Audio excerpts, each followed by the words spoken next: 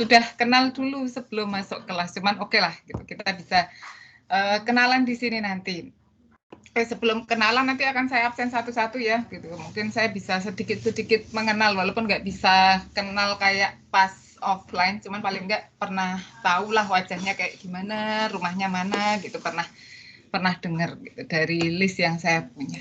Oke, ini untuk hari ini pertama materi kita kontrak kuliah, yang kedua nanti saya akan masuk ke pengenalan dasar sistem. Jadi minggu depan memang sudah masuk ke inti materi, cuman minggu ini masih pengenalan. Pengenalan dalam artian apa sih dasar sistem itu gitu. Jadi kayaknya namanya mungkin agak asing buat kalian ya. Sistem itu apa gitu. Dasar itu kan landasan ya, berarti dasar sistem kan landasan untuk sebuah sistem. Nah, kita akan belajar apa di sini nanti akan saya jelaskan di pertemuan ini. Oke, sebelumnya ini ya, ini pertemuan pertama. Kode mata kuliah untuk kurikulum 2020 itu adalah PAIK 6103 gitu. Jadi pastikan di jadwal betul ya. Di jadwal kalian kodenya betul? Betul. Oke, pengajarnya saya dengan Pak Malik gitu. Jadi dasar sistem ini memang mata kuliah yang di awal-awal ini dekat dengan mata kuliahnya anak elektro yang awal-awal gitu. Dan kebetulan saya dan Pak Malik ini S1-nya elektro gitu, walaupun S2-nya banting setir. Jadi insya Allah dalam penyampaian mungkin Pak Malik juga sangat paham nanti tentang apa yang akan disampaikan gitu. Kemudian ini tentang kode mata kuliah pengajar gitu. Jadi nanti 7 pertemuan dengan saya sebelum UTS, kemudian ada UTS, setelah UTS nanti dengan Pak Malik semua. Jadi begitu sistemnya di informatika biasanya. Kemudian ini tentang saya, WA-nya silahkan bisa disimpan, email ya, email nanti saya sampaikan aja deh, atau di sini saya tulis sekalian.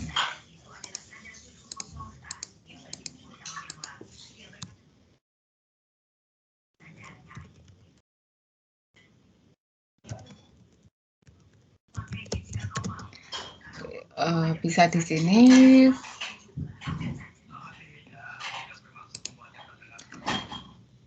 Oke, saya lulusan elektro, tadi saya sudah sampaikan, jadi S1 saya elektro, dulu kebetulan dapat rezeki ke NTU, kemudian karena ikatan kerja harus kerja di sana, baru setelah ikatan kerja selesai, lanjut S2 di UGM karena sudah merit gitu, jadi tidak bisa meninggalkan amanah yang di rumah, jadi lanjutnya ke UGM.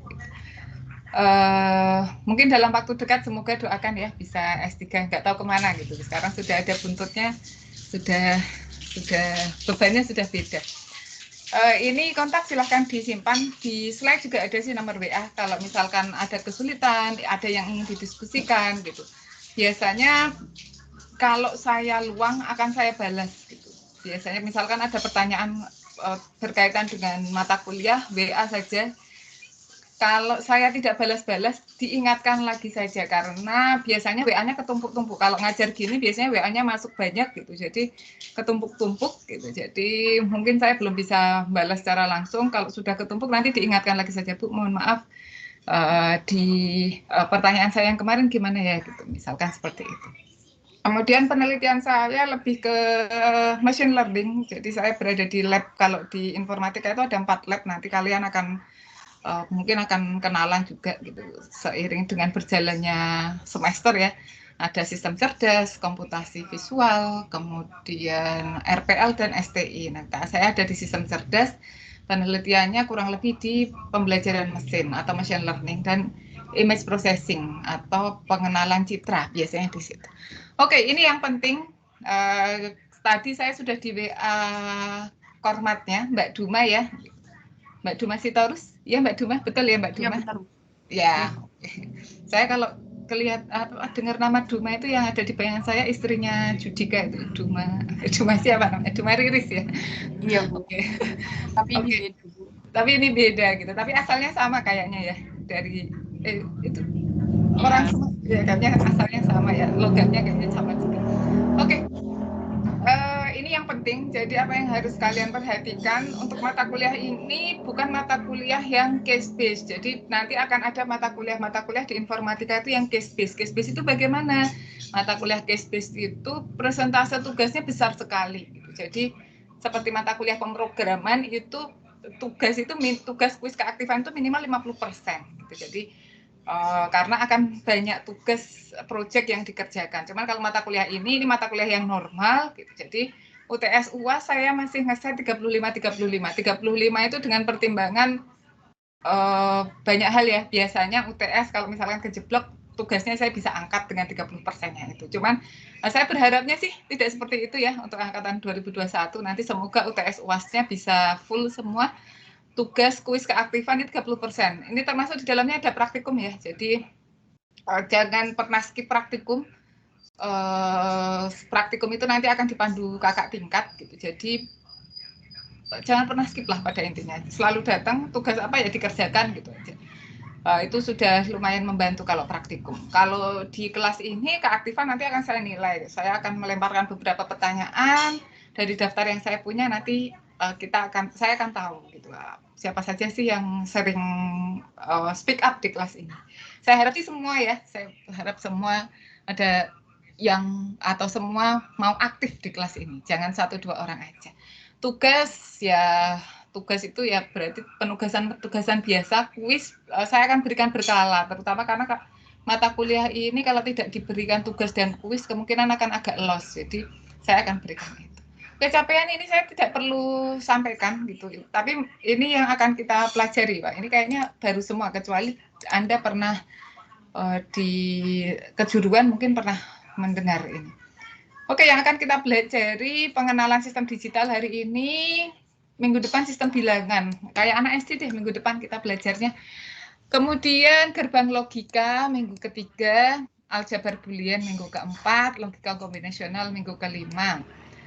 Ini minggu ke-6 dan 7 ini akan saya semi gabungkan karena materinya tidak begitu banyak. Jadi nanti mungkin minggu ke-7 kita bisa latihan UTS atau gimana. Oke, sebentar ya.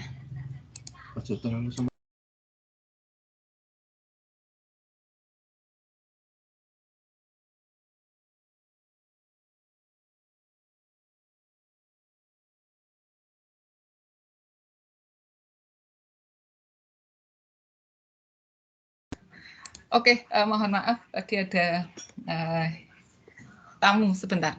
Oke,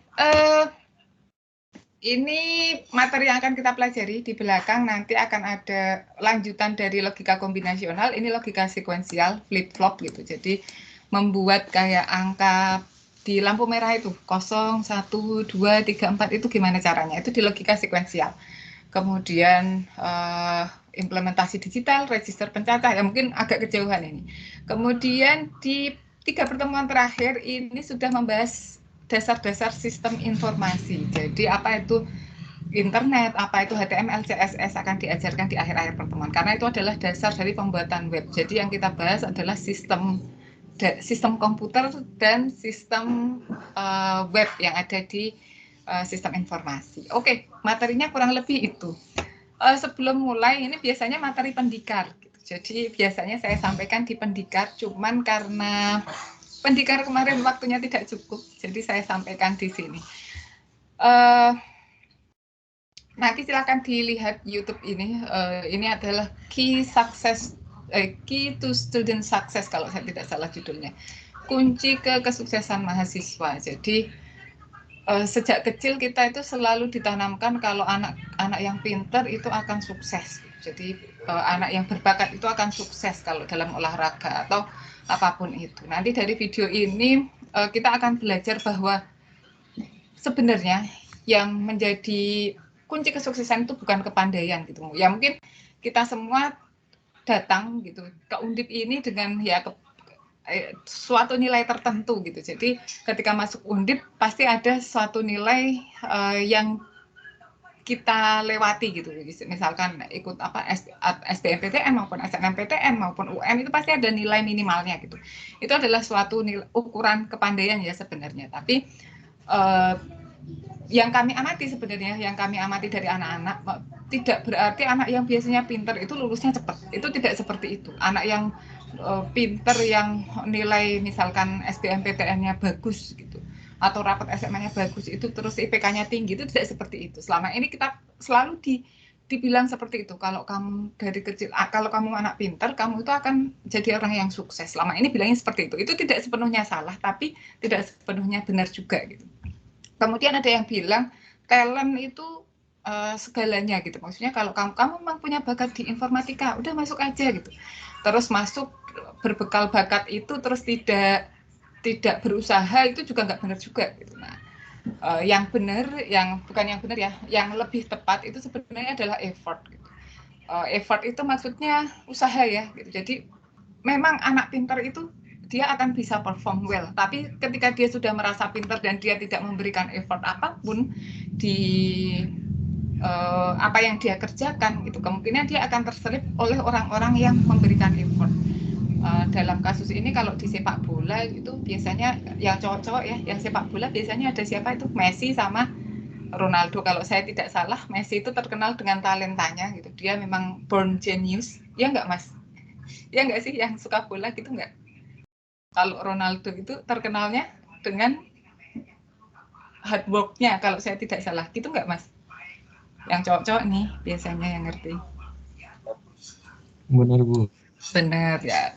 Pada intinya itu, bahwa mungkin orang-orang atau pemain bola yang lain itu sebenarnya dari kecil mereka kelihatan punya talenta gitu. Tapi mungkin secara effort, kalau saya pernah lihat dokumentasinya Ronaldo, dia akan mulai berlatih sebelum yang lain datang. Dia akan ketika yang lain sudah selesai, dia masih berlatih, katanya seperti itu. Walaupun saya tidak bisa menyaksikan secara langsung ya, tapi hal-hal semacam ini yang semoga memotivasi. Maksudnya saya katakan seperti ini bukan berarti yang Anda yang nilainya kemarin bagus, raportnya bagus, terus berarti aku nggak ngefek dong gitu. Maksudnya aku nggak akan jadi orang sukses, ya bukan gitu juga gitu. Kita, maksud saya menyampaikan ini adalah apapun garis start kita gitu. Kita itu startnya ini garisnya sama nih gitu. Sama-sama di semester 1 di Undip gitu. Jangan merasa lebih rendah maupun lebih tinggi dari yang lain. Tapi jangan lupa ini effortnya harus tetap diberikan. Jadi sebelum sama-sama mulai start itu pokoknya startnya sama, tinggal effort, seberapa banyak effort yang kita berikan. Dan nanti jangan iri ketika ada teman yang lain mungkin effortnya kurang gitu, tapi ternyata hasilnya lebih bagus. Itu beberapa kasus banyak yang terjadi gitu. Di beberapa kasus ada anak yang komplain ke saya, Bu, saya tuh kalau ujian UTS itu sudah belajarnya bareng teman-teman yang saya datengin buat belajar bareng itu malah main PS misalkan gitu. Tapi kok hasilnya bagusan dia gitu ya, mungkin tetap ada faktor lain ya. Kalau memang merasa effort kita belum cukup gitu untuk bisa perform gitu, berarti kita effortnya harus lebih tinggi dari teman-teman yang lain gitu. Saya pun ada di sini gitu, bukan maksudnya bisa jadi dosen seperti ini, bisa dulu kuliah ke NTU itu juga bukan karena pintar mungkin ya gitu, tapi lebih karena usaha gitu. Di kelas itu tipe yang duduknya di depan guru gitu. Sementara teman-teman saya yang lain yang duduk di pojokan belakang, kalau anak SMA kan ada yang tipe duduk di depan guru, duduk di tengah, duduk di pojok belakang. Duduk di pojok belakang kayaknya nggak pernah dengerin, mereka itu tetap sukses juga gitu. Ya mungkin di rumah mereka effortnya lebih besar dari saya gitu. Cuman karena di sekolahan nggak kelihatan aja, di sekolahan yang kelihatan saya duduknya di depan guru. Saya di kos-kosan atau di rumah effort saya besar juga. Itu yang mungkin bisa menjadikan bukan hanya saya, mungkin kami semua dosen yang ada di informatika itu bisa ada di sini gitu. Jadi effort apapun yang kalian kerjakan gitu sekarang karena jadi mahasiswa, ya berarti effortnya berkaitan dengan kemahasiswaan, maksudnya kuliahnya di situ. Oke, pada intinya itu. Biasanya ini saya sampaikan kepada anak-anak yang mengulang ya gitu. Kebetulan ini semuanya anak baru, anak mengulang, ada di kelas C semua kalau saya tidak salah ini.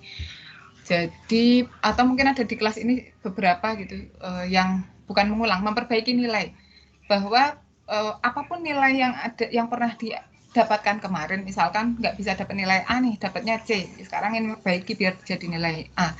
Ini startnya sama, kalian sama-sama di semester 1. Tapi jangan pernah merasa kamu lebih paham dari adik-adik kelas yang sekarang baru mulai. Jadi intinya itu.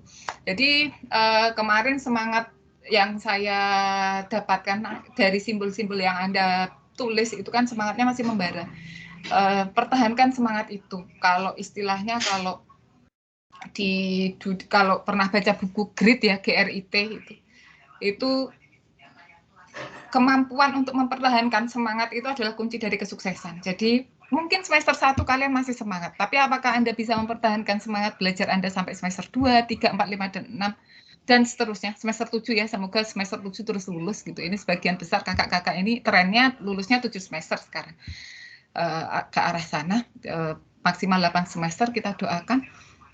Nah, kemampuan untuk bisa mempertahankan itu setiap semester tetap semangat itu namanya grit. Dan orang yang punya grit yang bagus itu adalah biasanya orang-orang yang sukses. Grit itu ya semangat tadi, dan semangat itu akan mengantarkan kalian memberikan effort yang terbaik.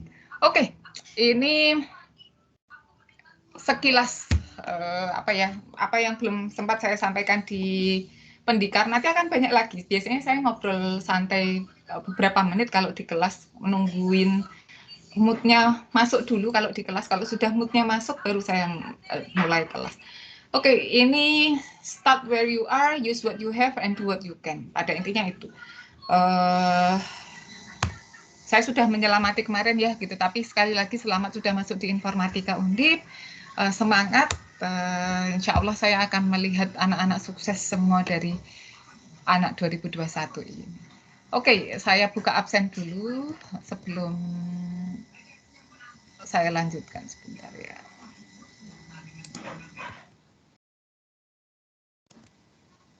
Sudah diajari cara absen? Sudah diajari cara absen belum? Sudah, Bu. Udah, Bu.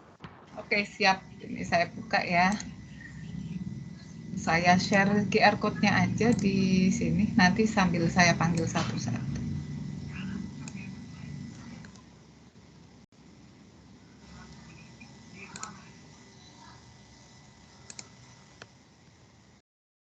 Oke, sudah kelihatan QR code-nya?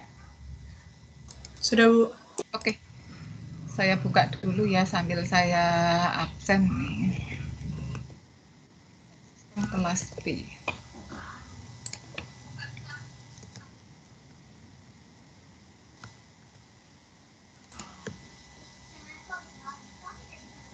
Ini seangkatan berapa orang? Angkatan ini? 176. 176. Oke. 176, Bu.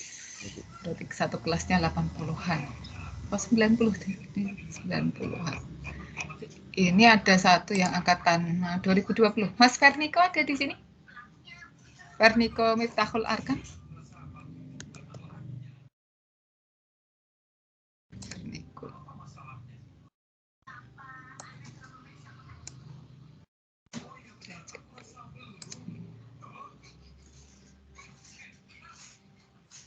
DEF Ferniko. Oh, tidak join. Oke, Mas Naufal Arya Ramadan. Ada Mas Naufal? Hadir, Bu. Ya, hadir. Mana Mas Naufal?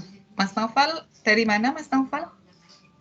Dari Kalimantan Timur, Bu. Bontang. Oh, dari Bontang. Anak Iya. PKT. Ayahnya kerja di PKT, jangan-jangan. Ya, di KPI, Bu. Ya, dekat di PKT KPI. juga. Pupuk juga ya? PKT itu pupuk ya kalau saya tidak salah? Iya, PKT pupuk, Bu.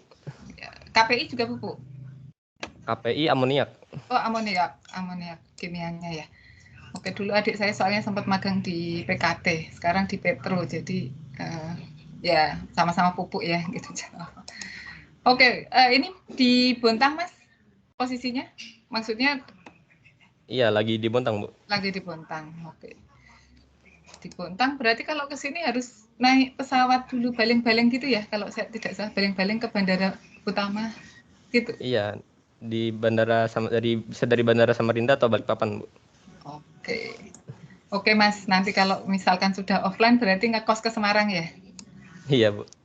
Ya, Oke, Mas. Manggilnya Naufal apa Arya? Novel aja. Oke. Terus selanjutnya Mbak Farah Dela Anindya. Ada Mbak Farah? Farah Dela, di sini ada. Bisa pakai mic Mbak Farah? Oh bisa. Ya, Mbak Farah ada di mana Mbak Farah? Di mana? Di mana? Agak putus-putus di saya. Di Cilacap. Oh di Cilacap, oke. Udah mereda Mbak COVID-nya di sana? Udah lumayan turun?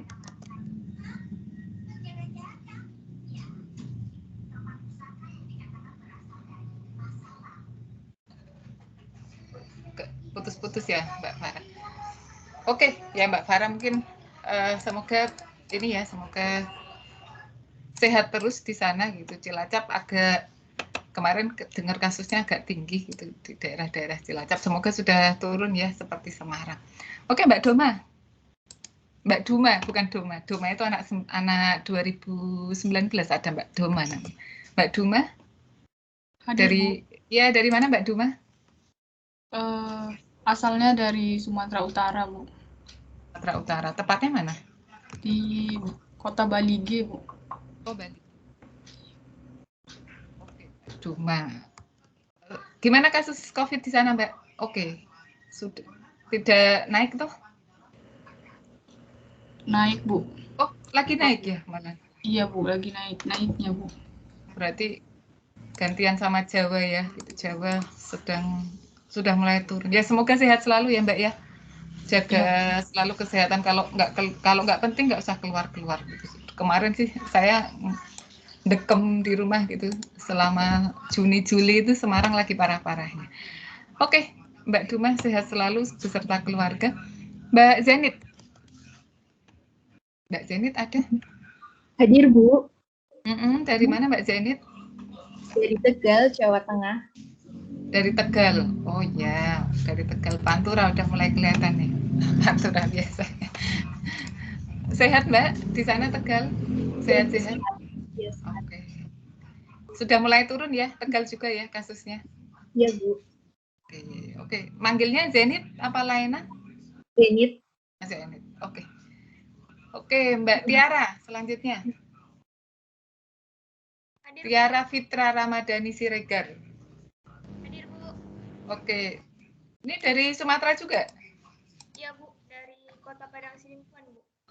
Sumatera Utara ya? Iya Bu. Iya. Harganya udah kelihatan.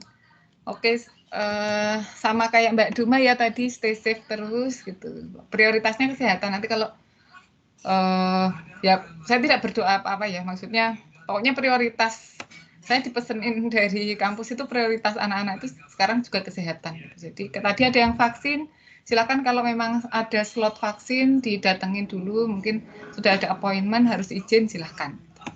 Vaksin juga penting. Oke Mbak Nur Anissa Mayarti Fajrin. Ya, dengar ya Mbak. Dari mana Mbak Nur Anissa? Dari Semarang. Semarangnya mana Mbak? Izin. Oh dari Mijen. Oh. Sinyal kuat ya Mbak di sana ya. Iya. Ini manggilnya apa Mbak? Anis. Mbak Anis. Oke. Jadi mungkin bergiliran ya gitu. Kalau sehari saya absen 80 orang, nanti sehari habis buat ngabsen gitu. Kita nggak bisa masuk kelas, berarti ada nanti mungkin 10 atau 15 orang dulu hari ini gitu. Kita kenalan, nanti sisanya minggu depan. Kemudian Mbak Mas Emirio Kevin Arya Putra. Emirio ada? Ada Bu. Oh ada. Dari mana Mas Emirio? Kevin ya manggilnya ya? Semarang. Semarangnya Ya, mana? Kevin. Semarangnya ini lagi di Kalisari. Kalicari, dekat Tugu Muda. Ya. Itu Kalisari ya? Enggak. Kalicari itu Supriyadi Bu. Ya. Oh Supriyadi. Oke, sehat-sehat semuanya Mas, keluarga? Sehat semua, Bu. Oke, terima kasih Mas Kevin. Kemudian ini Naufal Zaki Imtiaz. Ya Bu, Ya, Naufal. Mas Naufal ada di mana? di Rembang Bu. Rembang. Rembang, ya oke. Rembang punyanya Bu Kartini ya, maksudnya asalnya RA Kartini. Manggilnya apa ini? Zaki apa Naufal? Naufal bisa, Zaki bisa, Naufal Zaki juga bisa. Oke, Naufal Zaki ya, karena tadi ada Naufal Arya, ada Naufal Zaki. Ada beberapa nama yang biasanya ini umum di perangkatan. Angkatan kemarin ada siapa ya? Pokoknya ada seangkatan itu biasanya ada nama yang umum lah. Biasanya Muhammad gitu nanti banyak. Oh ini tahun ini nggak banyak. Oke. Oh ada beberapa sih. Oke, Mas Naufal Zaki di Rembang. Terus Mbak Dia Indah Fatikasari. Hadir, Bu. Ada di mana Mbak Dia? Di Kabupaten Semarang, Bu. Oh, di Kabupaten Semarang. Di mananya? Ungaran apa di Ungaran? Iya. Manggilnya Dia apa Indah? Dia, Bu. Oh, Dia benar ya. Oke, kemudian dua lagi deh ini Mas Firdian Rahmawan. Mas Firdian Iya, ada? Bu. Oh iya. Asalnya mana, Mas? Asalnya dari Pati, Jawa Tengah, Bu. Ini masih di Pati ya. Oke. Pati itu anak 17 yang banyak saya kenal dari Pati. Sudah pada lulus, mulai pada lulus. Ini Mas Anas. Ya oke lah Mas Firdian. Manggilnya apa? Firdi, Firdian, sembarang, Bu. Sembarang. Terserah, Bu. Ya oke, Fir gitu ya. Oke. Tapi aneh kalau satu suku kata. Oke, siap Mas Firdi, Firdian aja deh 3 suku kata. Terakhir ini tadi kayaknya yang izin ya, Mas David yang izin ke vaksin ya kayaknya Mbak Duma ya. David Iya Immanuel. benar. Hadir, Bu. Oh, hadir Mas David. Udah ngantri ini divaksin? Lagi, iya, Bu. Bentar lagi, Bu. Oh, di mana ini? Posisinya vaksinnya di kota mana? Di Simalungun, Bu. Di Sumatera. Oh, di Simalungun. Oke. Oke, sukses vaksinnya. Semoga ngantrinya nggak berjubel-jubel. Banyak video yang beredar ngantrinya berjubel-jubel. Oke, mungkin itu dulu. Sisanya kita kenalannya minggu depan gitu. Biar saya ngingetnya nggak susah-susah. Tetap saya akan semoga punya waktu untuk ngabsen satu-satu ya sampai akhir pertemuan. Oke. Ada yang ingin ditanyakan dulu tadi dari silabus yang saya share? Aturan, oke. Kemarin ada ini. Bentar. Oke, untuk aturan ini ya, usahakan tidak terlambat lebih dari 15 menit. Gitu. Jadi, misalkan mulainya 9.20 ya maksimal 9.35. Tetap karena ini ruangannya ruangan online, tetap sih kalian bisa masuk gitu. Cuman untuk absen, saya akan share-nya di awal dan di akhir. Gitu. Saya coba cek dulu absen tadi. Ini kurang 6 orang yang belum absen, masih 3 menit lagi. Jadi kalau misalkan nanti terlambat datang dan saya kok nggak share absennya, ingatkan di akhir gitu. Di akhir saya akan share absen sebelum saya tutup pertemuan, saya akan share absen sekali lagi. Jadi konsekuensinya itu absennya akan terlambat di akhir. Kemudian ada beberapa kasus di mana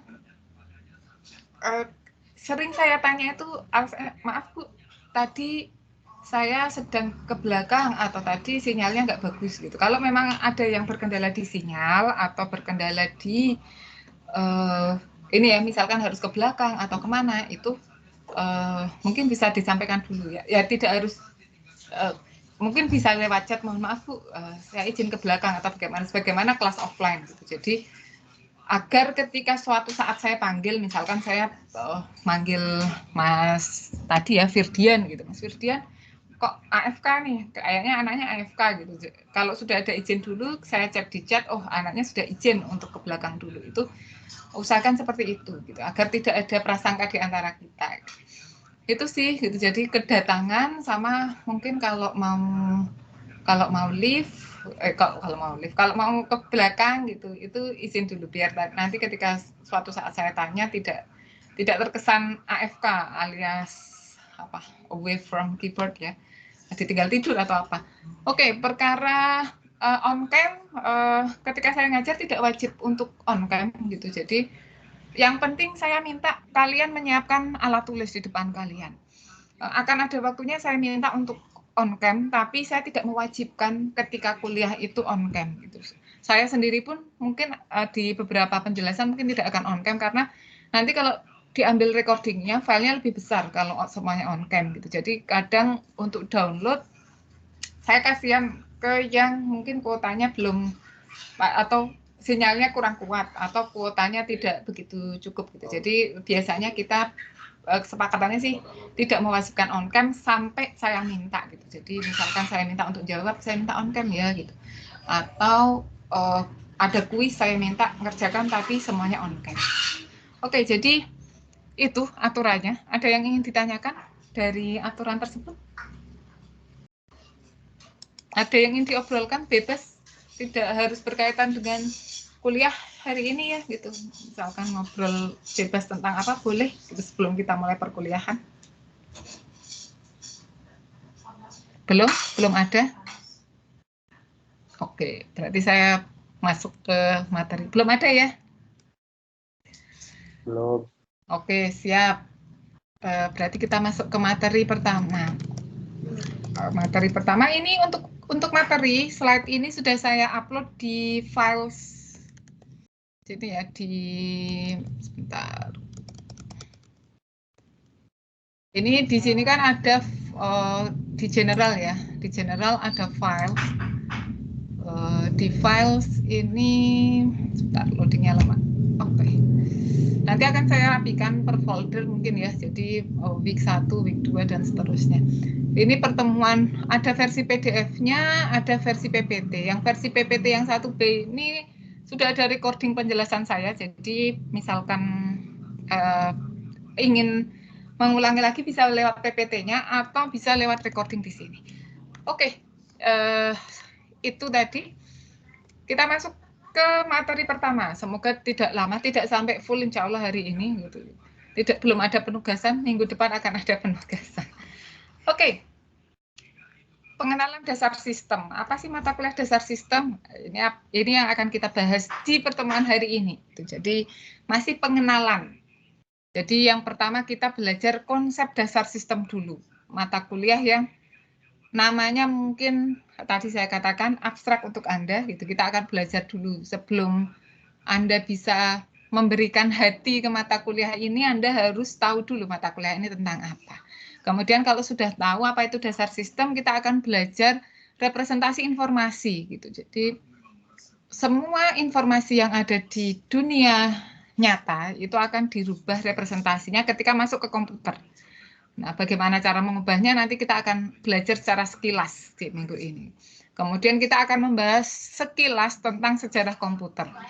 Saya jarang mengeluarkan pertanyaan tentang sejarah gitu. Cuman saya pengen kalian semua tetap tahu apa bedanya komputer untuk masing-masing generasi. Jadi not in detail tahun ini keluar komputer apa, tahun ini siapa yang menemukan, bukan seperti itu, tapi di masing-masing generasi itu ada ciri khas dari digital computer dan saya harap kalian kalian bisa menjelaskan hal tersebut. Oke, yang pertama kita belajar dulu tentang sistem. Apa sih sistem itu gitu. Nah, sistem ini adalah kumpulan elemen atau komponen yang diatur untuk tujuan bersama. Jadi kalau dulu di biologi yang dari SMA gitu itu ada sistem peredaran darah Sistem peredaran darah itu apa gitu? Itu adalah organ-organ gitu yang saling bekerja bersama untuk satu tujuan, mengedarkan darah gitu. Ada jantung, ada pembuluh. Ya, saya sudah lupa sih kalau biologi pembuluh. Mungkin vena besar, vena kecil atau apapun itu ya gitu. Intinya saya sudah lupa. Cuman ada sistem peredaran darah, ada sistem pernafasan, kemudian ada sistem apa lagi ya gitu. Sistem pendengaran mungkin ya. Di biologi ini yang mungkin kalian sudah pernah mendengar gitu. Itu namanya sistem. Jadi di dalam sistem itu ada komponen-komponen yang kerjanya itu diatur untuk satu tujuan bersama. Jadi jantung itu tujuannya sudah jelas gitu. Dia akan bekerja sama dengan pembuluh darah untuk menyampaikan darah sampai ke organ-organ. Itu pengertian sistem. Nah, ini ketika kita membahas ilmu komputer, tentu saja sistem yang kita bahas bukan sistem biologi gitu. Tapi sistem komputer itu sendiri gitu. Jadi yang secara umum dasar sistem itu sebenarnya yang dibahas adalah sistem komputer. Bagaimana komputer itu bekerja. Jadi sistem di sini yang dimaksud di sini adalah sistem yang bertujuan sebagaimana fungsi komputer gitu. Fungsi komputer itu sebenarnya hanya beberapa gitu. Yang pertama dia harus bisa menyimpan informasi, kemudian memproses informasi dan memindahkan informasi. Jadi itu 3 fungsi utama dari komputer. Jadi ketika kita membahas sistem yang ada di sini, ini adalah sistem yang bertujuan untuk menyimpan, memproses, dan memindahkan informasi. Jadi sistem ini nanti akan terdiri dari beberapa elemen, termasuk di dalamnya ada CPU. Kemudian ada input-output. Input-output itu untuk memindahkan informasi. Ada memori, RAM kalian, itu untuk menyimpan informasi. Kemudian di dalam CPU itu ada control unit, ada arithmetic logic unit, kemudian ada register dan lain-lain, itu untuk memproses informasi, misalkan melakukan penjumlahan. Itu adalah sistem komputer yang pada intinya akan kita bahas di sini. Kemudian kalau berkaitan dengan sistem informasi nanti agak berbeda sebenarnya pendekatannya, karena sistem informasi itu lebih membicarakan ke perangkat lunak. Kalau di sini yang sistem komputer ini kita masih membicarakan yang perangkat keras. Cuman mau tidak mau kita memang membahas 2 sistem karena di ilmu komputer keluaran atau mahasiswa yang sudah lulus dari dari Departemen Ilmu Komputer itu harus bisa paham 2 itu. Jadi organisasi komputer juga harus paham, pembuatan sistem informasi juga harus paham. Oke, secara umum sistem itu ada 2 macam gitu ketika kita membicarakan sistem komputer ya, sistem analog dan sistem digital. Sistem analog itu adalah sistem yang memproses informasi dalam bentuk analog. Kalau Anda pernah praktikum fisika gitu, dulu ada alat yang namanya yang untuk mengukur tegangan atau voltage itu outputnya dalam bentuk analog, inputnya dalam bentuk analog juga. Listrik itu bentuknya analog, jadi AC bentuknya AC. Sementara kalau digital, sistem digital itu informasi yang atau sistem yang memproses informasi dalam bentuk diskrit. Diskrit itu nanti akan saya jelaskan apa bedanya analog dan diskrit. Nah, fokus pembahasan kita dalam sistem komputer di sini ini adalah sistem digital. Semua informasi di dalam komputer itu diproses dalam bentuk digital atau dalam bentuk diskrit atau lebih tepatnya nanti dalam bentuk 0 dan 1. Sehingga fokus pembahasan kita itu adalah sistem digital. Jadi dari sini tadi kita sudah membahas apa itu sistem, macam-macam sistem, kemudian fokus pembahasan kita adalah sistem digital yang isinya nanti hanya 0 dan 1. Oke, sehingga ketika kita membahas apa sih dasar sistem itu gitu di 3/4 atau 7/8 ya sebenarnya, 5/6 atau 7/8 mata kuliah ini yang kita bahas itu adalah landasan atau dasar ya, namanya dasar itu kan landasan pengetahuan untuk mempelajari sistem komputer tersebut. Sehingga apa yang akan kita pelajari di dalam mata kuliah ini gitu, itu nanti akan berkaitan dengan dasar-dasar yang kita gunakan untuk memahami sistem atau memahami komputer. nanti di semester 2 akan ada mata kuliah yang namanya organisasi dan arsitektur komputer. Kalau masih berjodoh ya kita akan bertemu ya gitu. Kalau umur saya masih panjang, kalau saya belum sekolah itu akan ada mata kuliah namanya organisasi dan arsitektur komputer. Itu adalah lanjutan dari mata kuliah ini.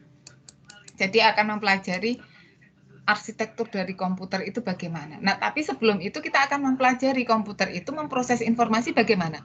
Pertama, kita harus paham dulu jenis data apa sih yang diterima oleh si komputer tersebut. Komputer ini hanya menerima data yang bentuknya 0 dan 1. Jadi tidak ada A, B, C ya. Kita memberikan masukan berupa A, B, C, D, E, F, G, H, I, J dan seterusnya ya. Cuman ketika masuk ke dalam komputer, ketika diproses, inilah yang dia lakukan. Oleh karena itu kalau nonton film yang sci-fi itu biasanya matriksnya hanya 010101 gitu. Kemudian dari sini kita akan belajar gerbang logika, bagaimana data tersebut dioperasikan gitu. Nanti akan ada operasi AND, OR dan seterusnya. Jadi operasi-operasi yang bisa dikenakan pada angka-angka 01 tersebut. Kemudian meningkat dari sana, bagaimana membuat rangkaian sederhana, rangkaian yang kombinasional. Kombinasional itu misalkan bagaimana di LED, kalau di lampu merah itu saya bisa mendisplaykan angka 7, itu bagaimana? Itu adalah kombinasional, kombinasi inputnya harus bagaimana, tanpa harus tahu output setelah ini apa, itu kombinasional namanya. Nanti baru kalau sudah bisa display ini, berarti kita bisa belajar yang sekuensial. Jadi gimana sih caranya bisa setelah angka 7 bisa 8, itu ada caranya. Dan seterusnya. Jadi bagaimana komputer itu memanipulasi informasi yang ada di dalam. Sampai pada akhirnya nanti kita belajar sistem web. Nah, tadi saya katakan sistem web ini lebih ke perangkat lunak ya. Kita akan belajar HTML dan CSS. Secara sekilas ini baru diperkenalkan kurikulum 2020 sebenarnya. Dulu dasar sistem itu full pengetahuan tentang hardware. Cuman karena kebutuhan kurikulum, ya, kita menggeser HTML dan CSS ini di semester 1. Jadi nanti kalian sudah akan mulai mendesain web di semester 1. Displaynya saja, belum koneksi ke basis data. Oke, sampai di sini bisa dipahami pengertian dasar sistem? Bisa, Ibu. Oke, sip. Sip. Kemudian tadi saya sekilas membahas tentang sistem analog dan sistem digital.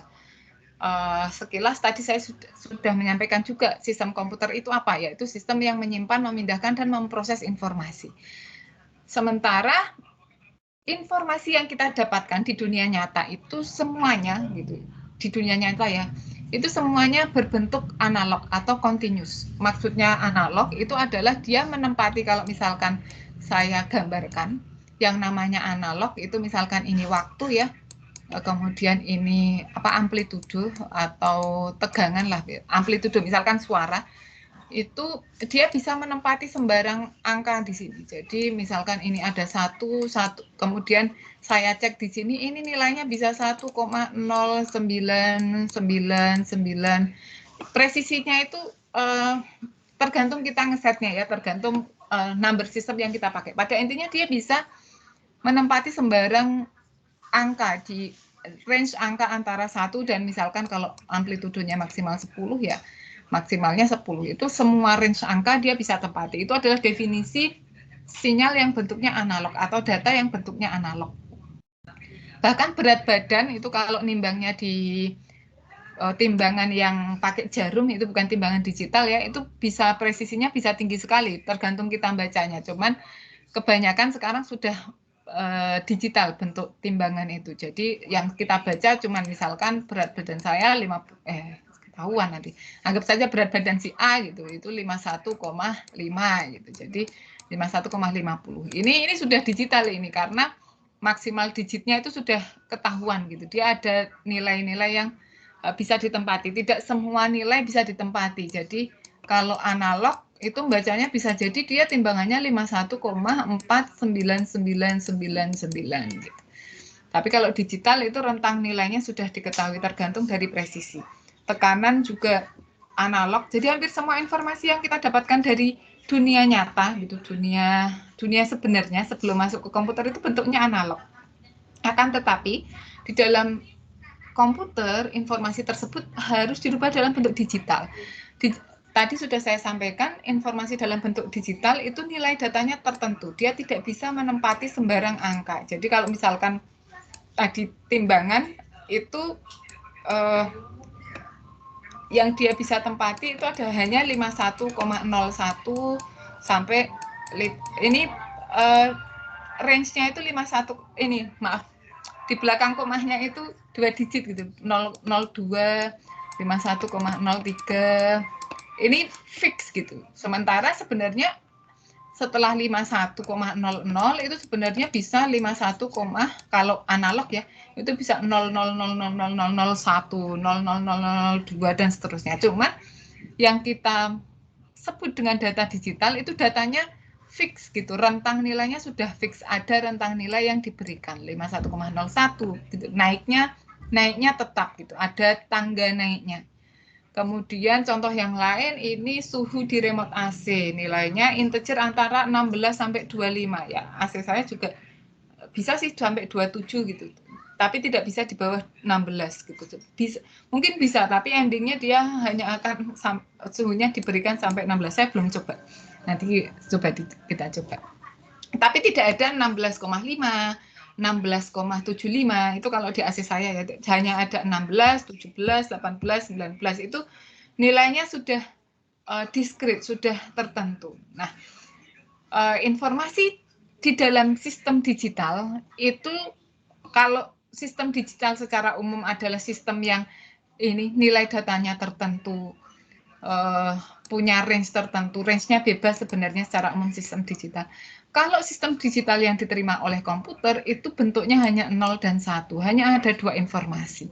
Oleh karena itu semua informasi dari dunia nyata itu harus dirubah ke nilai digitalnya. Bagaimana caranya? Nanti akan ada analog to digital converter. Secara umum sih konsepnya seperti ini, misalkan ini ada tegangan ya, atau misalkan amplitudo suara saya.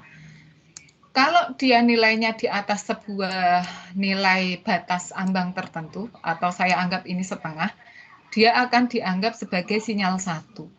Dan kalau kurang dari itu, dia akan dianggap sebagai sinyal 0. Jadi, nilai yang bentuknya awalnya bergunung seperti ini, ketika dirubah ke dalam sistem digital, itu akan mendekati sinyal seperti ini, sinyal yang bentuknya square wave. Ya ini namanya square wave ya. Nanti di praktikum mungkin akan Anda ketemukan square wave itu sinyal yang bentuknya kotak-kotak seperti ini. Di mana ketika dia berada di posisi tinggi, ini nilainya 1. Kalau berada di nilai 0, ini atau di nilai rendah itu nilainya 0. Informasi seperti inilah yang diterima oleh komputer. Bagaimana cara konversinya? Ada rangkaian tersendiri dan itu di luar pembahasan kita. Oke, representasi lain di mata kuliah lain nanti akan Anda pelajari di logika informatika itu ada true dan false. Mata kuliah ini agak beririsan dengan logika informatika, jadi nanti belajarnya agak bareng di beberapa bab gitu, di aljabar linear dan lain-lain itu akan pembahasannya akan agak bareng. Jadi nanti akan belajar true dan false. True itu dinyatakan dengan 1, false itu dengan 0. Atau kalau anak elektro biasanya low dan high gitu. Sinyal low itu artinya 0, sinyal high itu artinya 1. Ini saklar biasanya, high dan low. Oke. Jadi inilah yang akan kita pelajari gitu. Jadi kebanyakan informasi yang akan kita pelajari dalam bentuk 01 atau kita sebut binary digit. Kita singkat dengan bit. Pernah dengar bit ya? Nah, jadi kalau seperti ini, misalkan ada informasi seperti ini 01010 ini akan mempunyai 5 angka, 5 digit biner atau kita sebut 5 bit. Nah, ini kalau sekarang lagi daring seperti ini, pasti akan sangat relate sekali karena ini berkaitan dengan kecepatan internet, kemudian paketan data Anda gitu. Biasanya kecepatan internet kalau di Indonesia dinyatakan dalam BPS, B-nya kecil, bit per second. Kalau Anda langganan MNC dan lain-lain, kecepatannya Mbps. Kalau di Telkomsel juga kurang lebih sama, Mbps, tapi B-nya B kecil. Kalau di luar negeri yang infrastrukturnya sudah bagus, biasanya mereka ngasih speed-nya dalam bentuk M, B-nya besar, Mbps. Bedanya apa? B besar dan B kecil bedanya ada. Ada yang sudah tahu? Megabyte sama megabit. Yang Oke. 1 bit, yang 1 byte, Bu. Betul. 1 byte berapa bit? 8 bit. 8 bit. Oke. Jadi kalau kalian punya kecepatan internet klaimnya itu dapatnya oke, anggap saja 50 Mbps ya. Faktualnya ketika mau download apa ya? Kalau cewek downloadnya drama, biasanya drama yang paling kecil ukurannya anggap aja berapa ya? Saya sudah lama nggak download, streaming aja. Anggap aja 300 megabyte. Ukuran data di komputer biasanya pasti dinyatakan dalam byte, bukan dalam bit gitu. Jadi kadang gitu kalau tidak paham, ini seolah-olah oke 50 Mbps berarti dalam 6 detik selesai nih. Karena Mbps, tapi kita lupa bahwa B-nya itu beda. Ini kecepatan realnya, maksimal kecepatan realnya harus dibagi 8 dulu. Itu pun harus dibagi nanti 2 channel upload dan download ya gitu. Jadi 50 dibagi 8 kurang lebih hanya sekitar 6 Mbps, kurang lebih 6, berapa Mbps. Itu maksimal ketika everything is okay, Anda memakai itu channel itu sendiri, tidak dibagi dengan yang lain, itu akan dapat kecepatan segitu. Realnya mungkin hanya sekitar 2 Mbps kalau MB besar Mbps. Jadi kalau 300 mega ya oke lah, 300 dibagi 2, 150 detik berapa menit. Itu kalau realnya seperti itu. Oke, sebagai anak komputer paling tidak tahu ya, itu apa bedanya bit, apa bedanya byte, bagaimana cara membaca informasi-informasi marketing seperti itu. Jadi bisa tidak tertipu lah dengan informasi marketing yang dibuat oleh provider-provider kita. Oke, kemudian ini adalah alasan kenapa harus biner ya. Jadi tadi sudah dikatakan atau sudah saya jelaskan kenapa analog harus dirubah ke biner, karena informasi itu atau komputer itu hanya menerima dalam bentuk biner. Caranya bagaimana? Tadi ada batas ambang yang dipakai untuk mengubah nilai analog ke nilai biner. Pertanyaan selanjutnya adalah kenapa harus biner? Kenapa komputer harus menerima informasi dalam bentuk biner? Ini bisa saya jelaskan seperti ini. Maaf ya gambarnya tidak begitu lurus. Ketika ada sebuah informasi gitu, sebuah informasi analog gitu. Ketika kita rubah jadi biner gitu, ketika mengolahnya dalam bentuk biner itu akan sangat mudah karena threshold-nya hanya 1 gitu. Jadi misalkan oke, saya mulai dari sini. Seperti ini. Threshold-nya hanya 1. Jadi kalau lebih dari threshold itu ambang batas. Kalau lebih dari anggap saja ini setengah, ini langsung 1. Kalau kurang dari setengah itu 0. Itu mudah kalau kita rubah informasinya ke dalam bentuk biner. Tapi kalau kita rubah dalam bentuk yang lain, misalkan kita, enggak deh, saya mau bikin komputer yang sistemnya bukan biner, repotin banget sih gitu. Sebagai manusia saya nggak bisa ngoding dengan mudah nih gitu. Saya pengen komputernya itu sistemnya nerima desimal.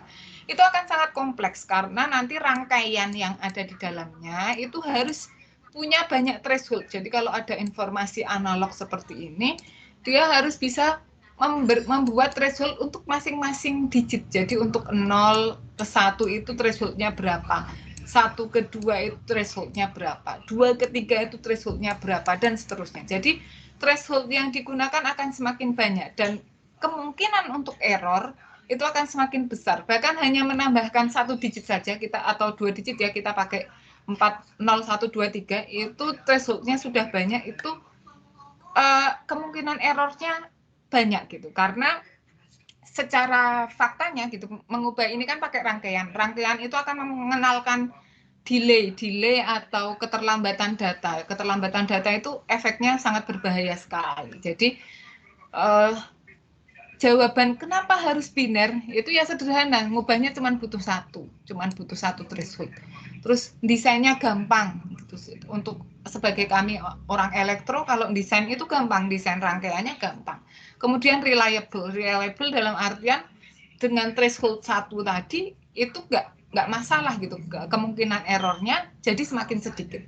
Jadi itulah alasan kenapa si komputer ini atau kenapa semua informasi harus kita nyatakan dalam bentuk biner di dalam komputer, karena tadi simple, reliable, and easy to design. Ini alasan yang disampaikan di textbook. Saya lupa belum ngupload textbooknya, nanti akan saya upload juga di sana. Oke, sampai di sini bisa dipahami apa yang saya sampaikan? Bisa, Bu. Bisa. Oke. Bisa ya. Kalau bisa, saya tanya sekarang apa nanti ya, sebentar. Coba sekarang saya tanya deh.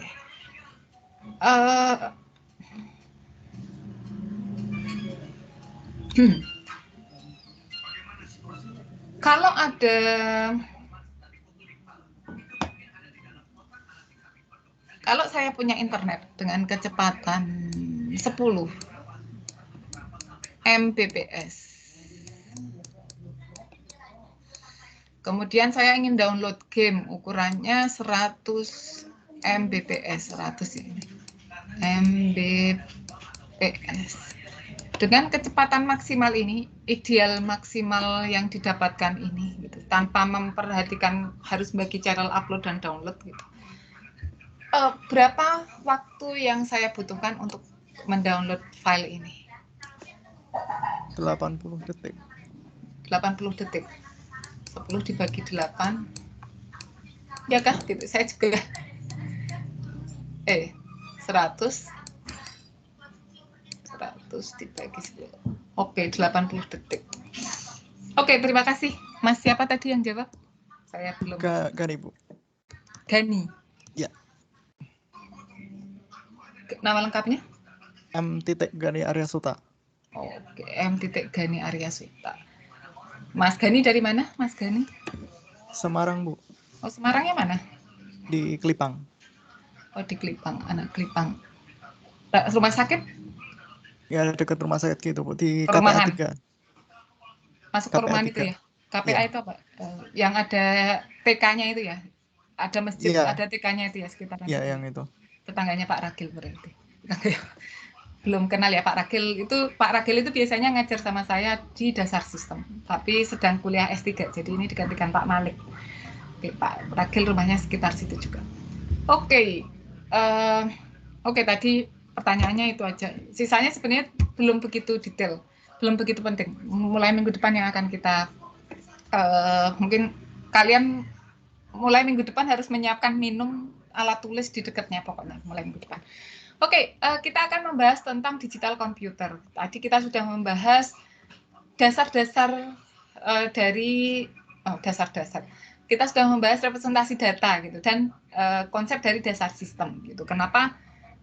Apa sih yang dimaksud dengan sistem dan apa yang akan kita pelajari di dasar sistem. Kemudian di representasi data kita mempelajari kenapa kita harus belajar biner gitu, karena komputer nerimanya biner. Nah, kita sekarang sudah masuk di digital computer. Nah, ini untuk pembahasan OWASP mungkin nanti agak beda ya. Kebetulan buku ini saya ambil dari buku textbook yang akan kita pakai gitu. Dan ini sebenarnya nomenklatur yang dipakai di kurikulum baru. Cuman ketika pembahasan OWASP kita agak mundur sedikit. Kita pakai buku yang lain. Kita pakai William Stalling. Cuman memang bukunya William Stalling nanti lebih mudah dipahami. Nah, ini akan saya jelaskan bahwa komponen dari komputer sebenarnya itu secara umum ya, yang paling penting itu ada, kalau di pelajaran OWASP nanti ada 4 gitu. Jadi ini yang satu belum kelihatan. Yang pertama adalah apa dulu ya? Oke, memori dulu. Karena kebutuhannya untuk menyimpan. Memori ini, ingat ya, memori ini bukan hard disk, bukan SSD. Memori ini di dalam komputer adalah RAM. Jadi kalau kita membicarakan memory in computer, itu adalah RAM. Kalau hard disk itu sudah eksternal, jadi dia penyimpanan yang bentuknya eksternal. Memori itu adalah penyimpanan yang digunakan oleh komputer ketika dia mengeksekusi program-program yang ada di komputer. Ketika saya buka, saya ngeran PowerPoint seperti ini, itu yang jalan RAM-nya. Ketika kalian main game, ya, selain CPU ya, kalau anak-anak cowok biasanya mengandalkan CPU. Oke, jadi komponen yang pertama itu adalah memori atau RAM. Di sini saya tekankan sekali lagi RAM. Kemudian komponen yang kedua itu adalah Central Processing Unit, di mana di dalamnya itu nanti ada, ini saya tidak bahas detail, ada Arithmetic Logic Unit, ada Control Unit, ada register dan lain-lain. Pada intinya CPU itu apa? CPU itu adalah otak dari komputer, itu yang mengerjakan perintah-perintah yang ada di komputer. Jadi datanya diambil dari RAM. Ketika saya ngeload PPT seperti ini, RAM itu mempunyai data-data yang ada di PPT ini. Nah, ketika saya mengoperasikan PPT seperti ini, nah ini kerjanya CPU. Saya nulis seperti ini, saya nulis ngorek-orek di ini kerjanya CPU. Oke, apa yang saya lakukan, saya ngetik, itu adalah kerjanya CPU gitu. Kemudian komponen yang lain adalah input-output. Input-output ya, input itu ada keyboard, output ada sound card dan lain-lain. Ini input-output, ada monitor gitu. Jadi saya bisa melihat apa yang saya ketikkan, apa yang saya lakukan karena ada perangkat input-output ini. Itu akan kita bahas detail di mata kuliah organisasi dan arsitektur komputer. Kemudian ada satu lagi yaitu interconnection. Interconnection itu adalah istilahnya kalau saya bilang kabel itu terlalu masih terlalu hardware sekali ya. Kalau di komputer ya keterhubungan. Kalau kalian buka chipnya di motherboard itu ada seolah-olah kayak PCB-nya itu terhubung gitu. Jadi bagian-bagian yang menghubungkan antara memori dengan input-output, memori dengan CPU-nya itu dihubungkan, memori dengan prosesornya itu ada garis-garis yang menghubungkannya, itu interconnect. Nah, kita akan bahas itu dengan detail di mata kuliah organisasi dan arsitektur komputer. Ini hanya sekilas. Jadi tadi setelah CPU ada yang ketiga adalah input-output, yang keempat ini adalah interconnect. Kalau di nomenklatur ini masuk ke data path bareng sama control unit dan CPU, pada intinya itu yang melakukan transfer data. Oke, ini adalah komponen dari sebuah sistem komputer. Penjelasannya ada di sini. Saya sudah jelaskan tadi apa itu memori, apa itu control unit. Kemudian setelah menjelaskan apa itu komputer, kita akan mundur sejenak tentang apa sih atau bagaimana sih sejarah komputer. Seperti yang saya sampaikan, saya tidak akan menanyakan komputer pertama, generasi pertama ditemukan tahun, itu tidak akan saya tanyakan. Tapi kalian harus tahu apa bedanya. Oke, di sini dikatakan kalau di buku, penemu komputer pertama itu Charles, bacanya apa ya? Udah Charles Babbage gitu ya. Yang dikenal dengan Difference Engine No. 1. Kemudian itu adalah komputer pertama. Setelah itu ditemukanlah komputer generasi pertama. Jadi yang akan saya bahas adalah generasi per generasi.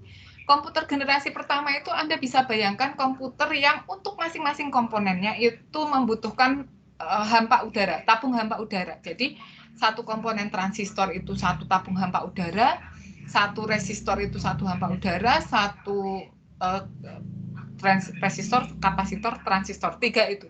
Itu ada satu tabung hampa udara. Di sini dibutuhkan katanya ruangannya 500 meter persegi. Kalau rumah udah jadi rumahnya Sultan ini kalau bisa bangun di tanah 500 meter persegi. Kemudian ada 18.000 tabung hampa udara. Pada intinya apa? Mesin pada generasi pertama, komputer generasi pertama itu besar, listriknya besar, itu beratnya aja lebih dari 30 ton. Ini sangat memakan banyak ruangan. Oke, itu generasi yang pertama. Jadi Anda bisa bayangkan ada tabung-tabung besar di ruangan yang yang dihubungkan dengan relay dan saklar. Itu dibayangkan aja kayak gitu. Kemudian sudah masuk generasi kedua, itu ditemukan transistor. Kalau Anda tahu apa yang namanya transistor, itu mungkin besarnya ya masih besar gitu. Maksudnya mungkin kalau untuk arus yang besar, transistornya akan besar. Pada intinya biasanya bentuknya seperti ini, punya 3 kaki. transistor yang awal-awal itu BJT ya namanya. Itu punya 3 kaki, satu untuk tegangan tinggi, satu untuk tegangan rendah, satu untuk keluarannya. Tapi secara ukuran ini sudah jauh-jauh berkurang dibandingkan ruang hampa udara yang tadi atau kapasitor yang hampa udara tadi. Jadi yang ukurannya harus satu ruangan ini secara realnya sudah memang seperti ini, sebesar ini gitu. Transistor sekarang sudah sebesar ini. Jadi secara ukuran sangat jauh berkurang. Jadi ingat generasi kedua itu sudah pakai transistor. Kemudian generasi ketiga itu konsep transistor itu dikembangkan dengan ditemukannya semikonduktor. Jadi ada integrated circuit. Jadi transistor yang awalnya bentuknya fisik bulat-bulat seperti itu, kalau saya bayangkan, oke ya, anggap saja transistornya sebesar ini, kelihatan ya? Awalnya sebesar ini, itu dibuat sehingga ini bisa ditanamkan di chip. Satu transistor ini bisa ditanamkan di chip. Jadi ketika di awalnya itu di generasi kedua itu tetap harus pakai PCB, PCB-nya itu isinya transistor besar-besar, kapasitor besar-besar. Walaupun secara ukuran ini sudah jauh berkurang dari generasi pertama, tapi ini masih tetap besar. Nah, di generasi ketiga, masing-masing transistor ini dirubah dalam bentuk chip. Gitu. Kalian bayangin chip itu kotaan ya sebesar ini kartu Alfamart, sebesar ini SIM card kalian. Nah, itu adalah sebesar itu gitu. Semakin besar power yang digunakan, semakin besar juga chipnya. Jadi ukuran yang tadi saya gambarkan tadi mana? Oh, diambil. Anggap saja ini ganti ya. Gitu. Anggap saja transistor itu awalnya besarnya sebesar ini, dirubah jadi satu SIM card. Gitu. Itu membuat generasi ketiga ini jauh lebih kecil dibandingkan generasi kedua. Tapi masih tetap besar juga dibandingkan generasi sekarang. Baru generasi keempat itu ada yang namanya teknologi VLSI. Apa itu VLSI? VLSI kalau tadi ya generasi ketiga itu satu chip, satu SIM card itu hanya untuk satu transistor. Jadi kalau mau bikin kalau mau bikin komputer, ya transistor ini digabungkan tergantung dia butuh berapa transistor. Jadi kalau butuhnya 10 transistor, ya akan ada 10 transistor di situ. Kalau butuhnya 1000, ya 1000 transistor yang akan ada di situ. Tergantung kebutuhan dari komputer tersebut. Sementara kalau kita masuk ke generasi yang keempat, itu masuk VLSI, semua komponen itu digabungkan dalam satu chip tunggal. Jadi bayangkan SIM card Anda itu adalah chip yang isinya sudah ada ribuan transistor. Jadi teknologi sekarang sudah memungkinkan seperti itu. Jadi satu chip, kebetulan saya nggak bawa contohnya. Satu chip itu isinya sudah ribuan transistor. Jadi secara ukuran menjadi semakin kecil. Nah, arah yang sekarang gitu, itu sampai 2000-an itu masih berlomba-lomba gitu. Dulu saya kerjanya kebetulan di perusahaan yang memproduksi chip-chip semacam ini. Jadi kami tahu bahwa setiap tahun tuh kami harus berlomba-lomba, ukurannya harus diperkecil gitu, agar bisa bersaing dengan saingannya. Misalkan Micron dulu, kalau saya di ST Microelectronics harus bersaing, misalkan ini ya AMD dan Intel itu bagaimana mereka membuat chipnya sedemikian rupa sehingga tetap powerful walaupun secara dimensi mengecil. Itu challenge di dunia chip. Oke, sehingga sampai sekarang walaupun arahnya semakin kecil itu sudah tidak bisa diperkecil lagi. Bisa sih, cuman tidak inovasinya tidak se-wow dulu ketika di tahun 2000-an. Arah sekarang komputer itu yang dikenalkan lebih ke AI-nya gitu. Kalau beli HP itu nggak tahu ya yang cowok biasanya yang dicari Snapdragon berapa gitu mungkin ya. Tapi kalau Anda amati, fitur-fitur yang ditawarkan di HP itu sekarang semakin aneh-aneh. Apalagi HP-HP flagship gitu. Yang misalkan Samsung yang seri flagshipnya itu ada Bixby, ada seri-seri. Kalau iPhone ya Siri-nya gitu. Yang ditawarkan itu bukan chipnya, tapi AI-nya gitu. Jadi kemampuan dari produsen HP tersebut untuk memberikan experience AI yang lebih baik. Itu yang ditawarkan. Jadi kalau saya summarize dari tahun ke tahun, yang pertama, generasi pertama, bukan tahun ke tahun, generasi ke generasi. Generasi pertama itu bayangannya komputernya sak gaban, sak ruangan yang besar sekali. Komputer kedua masih besar, tapi ruang hampa udara sudah digantikan dengan transistor. Generasi ketiga, transistor sudah digantikan satu transistor, satu chip. Generasi keempat, banyak transistor dalam satu chip. Generasi kelima sudah jualan AI. Jadi itu yang saya ingin kalian pahami di masing-masing generasi. Oke, kemudian ini jenis-jenis komputer, saya juga tidak akan menanyakan secara detail, tapi pada intinya ini komputer semakin besar ukurannya biasanya ini kalau sekarang ya semakin besar ukurannya biasanya semakin powerful kalau komputer. Tapi ini melihat dari time frame. Dari time frame dulu di awal-awal ini dikenalkanlah mainframe gitu. Ini sebenarnya kalau sekarang masih ada mainframe itu untuk menghandle database yang besar gitu. Jadi misalkan seharusnya ya, misalkan bikin iktp itu harus punya database yang sekelas mainframe. Database yang kalau di dalam drama-drama Korea itu mungkin sak gedung itu isinya server semua gitu. Jadi ini adalah mainframe khusus untuk server. Kemudian ada mini komputer. Ini juga biasanya super komputer yang tujuannya untuk server, tapi skalanya lebih kecil. Kalau tadi misalkan kita membicarakan ranah nasional iktp, mini komputer itu ngomongin ke ranah Garuda Indonesia gitu, sekelas perusahaan, tapi masih besar gitu, data yang dihandle harus masih besar, servernya harus tetap cepat gitu, itu superkomputer juga. Kemudian ada personal komputer, laptop, smartphone, itu masuk dalam, sebenarnya ini masuk dalam satu kelas ya, ini masuk dalam satu kelas. Embedded processor ini adalah kelas yang paling kecil gitu, jadi ini adalah komputer sebenarnya, misalkan Anda punya penyedot debunya yang smart, itu yang bisa nyedot debu sendiri, itu di dalamnya ada embedded processor. Jadi itu sebenarnya adalah komputer juga. Oke, itu tadi generasi per generasi, kemudian berdasarkan tahun per tahun ya.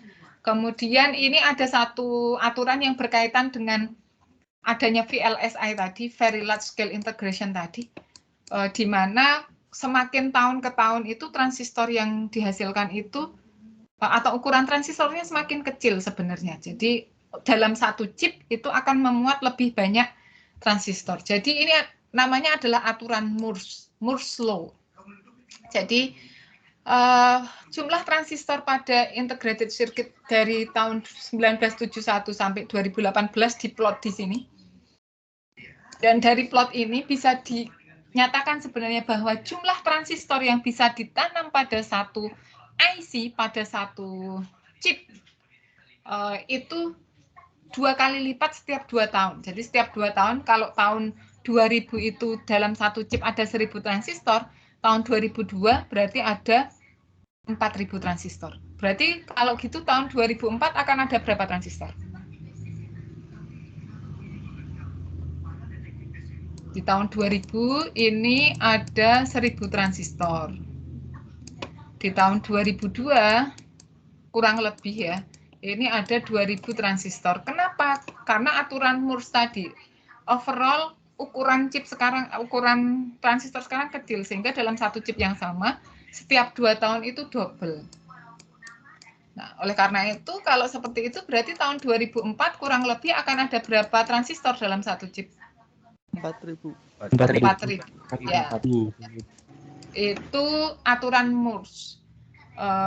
Dan kalau kita lihat sebenarnya aturan itu semakin ke sini ini tidak seperti awalnya ya. Awalnya ini masih lurus, ini sudah mulai melandai sebenarnya sekarang sudah tidak begitu akurat. Sampai 2021 ini kemampuan orang desain untuk memproduksi chip yang lebih kecil itu semakin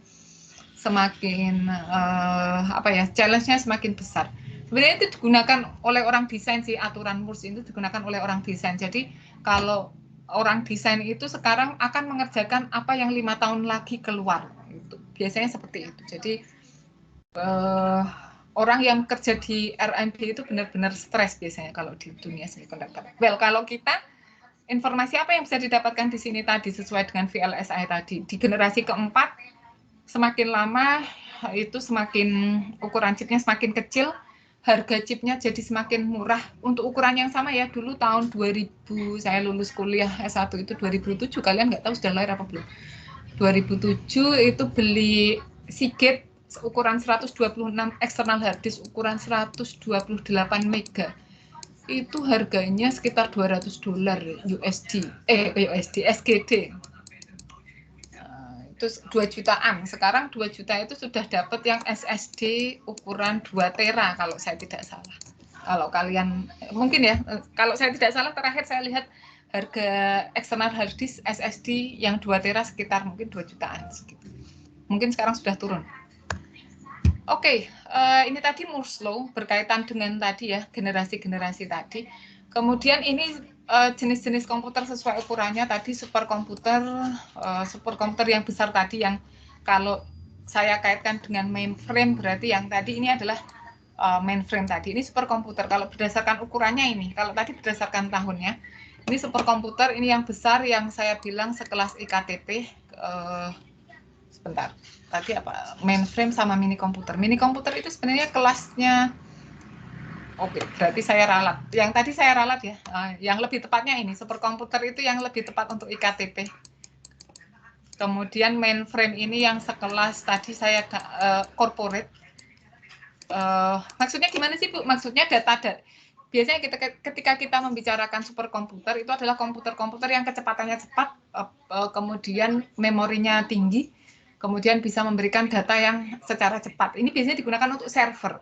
Oleh karena itu, superkomputer itu biasanya digunakan untuk server-server data yang jumlahnya besar. Sebagai kalau saya contohkan yaitu iktp. Kalau mainframe itu sama, cuman skala datanya lebih kecil. Misalkan tadi saya katakan Garuda Indonesia itu kan butuh memaintain jadwal penerbangan, pilotnya siapa, pramugarinya siapa, itu kan butuh data yang besar juga, dan itu butuh di-retrieve kapan saja.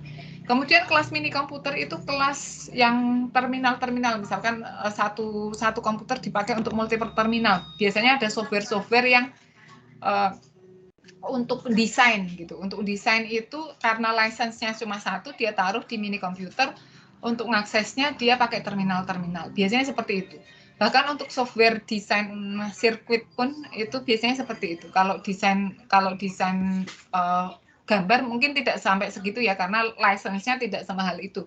Kalau editing video juga nggak segitunya. Cuman kalau desain yang license-nya mahal biasanya ditaruh di satu komputer yang lumayan powerful baru diakses lewat terminal. Dan ini ada limitnya. Jadi misalkan hanya bisa 7 orang yang bisa mengakses pada waktu yang bersamaan, maka kalau di luar 7 orang itu harus salah satu di-kick dulu.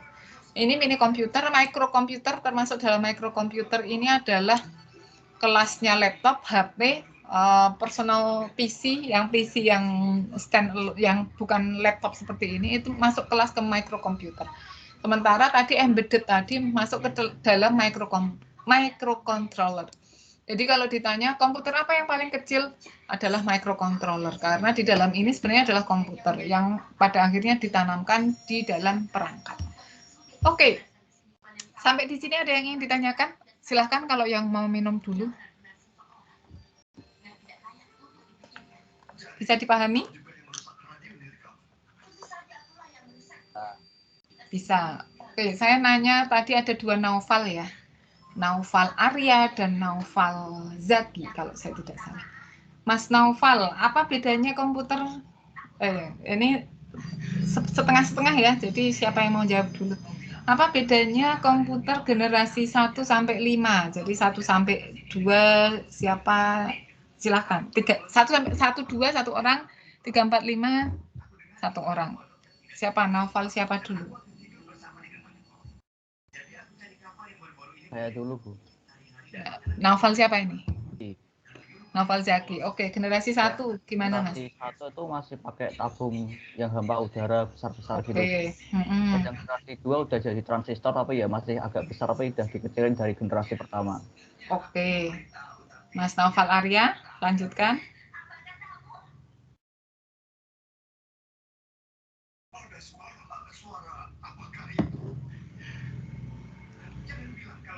Naufal Arya ada?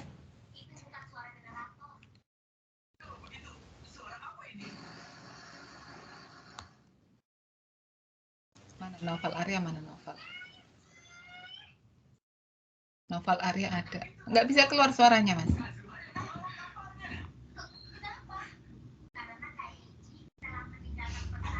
Cek, Mas Arya. Oh, nggak bisa keluar suaranya. Oke, ganti ya. Nggak apa-apa, Mas Novel. Apa ada di chat? Sudah dijawab. Oke. Tadi siapa mengganggu? Oke, yang ada jadwal vaksin boleh vaksin ya. Tadi saya sudah sampaikan di awal gitu. Tadi yang sudah saya panggil Mbak Anis di Ungaran kalau saya tidak salah. Mbak Anis. Nama lengkapnya siapa tadi? Saya lupa. Mbak Anis ada? Oke, kalau komputer generasi ketiga gimana Mbak? Generasi ketiga dan keempat?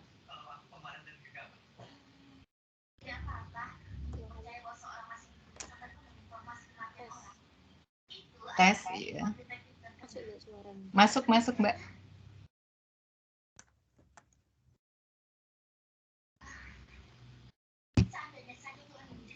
Kalau generasi ketiga?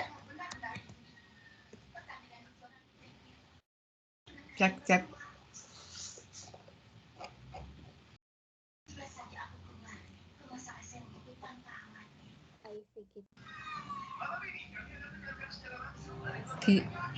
Di saya putus-putus, nggak tahu di yang lain. Oke, gantian yang lain ya, mungkin ya, gitu sambil ini yang saya kelihatan aja. Oke, Mas, jaringannya lagi jelek, nggak apa-apa. Siapa ya yang kelihatan? Mas Adri, Audiverse. Oh, itu bacanya benar Audiverse gitu. Bacanya gimana, Mas? Iya, benar Bu. Audiverse. Audiverse. Berarti ada Audi second, Audi third, Audi fourth. Enggak. Oke. Manggilnya apa, Mas? Adri, Bu. Mas Adri. Oke. Untuk komputer generasi ke-3 dan ke-4 gimana, Mas tadi? Yang ketiga tadi sudah menggunakan integrated circuit. Habis itu dia membuat lebih cepat panas ya. Yang lebih cepat panas sebenarnya transistornya, karena transistor panas makanya pakai integrated circuit tadi, sebenarnya gitu penjelasannya. Oh. Oke. Kalau generasi yang keempat? Yang keempat tadi ditambahkan yang VLSI ya. VLSI. Jadi mulai ada cukup satu chip bisa digunakan untuk ribuan komponennya. Ya, betul. Ribuan komponen, betul. Di dalamnya nggak cuma ada transistor, ada kapasitor dan lain-lain. Oke, generasi kelima tadi gimana kalau generasi kelima, Mas? Yang dijual apa? Yang kelimanya lebih fokus ke AI, Artificial Intelligence. Iya sekarang.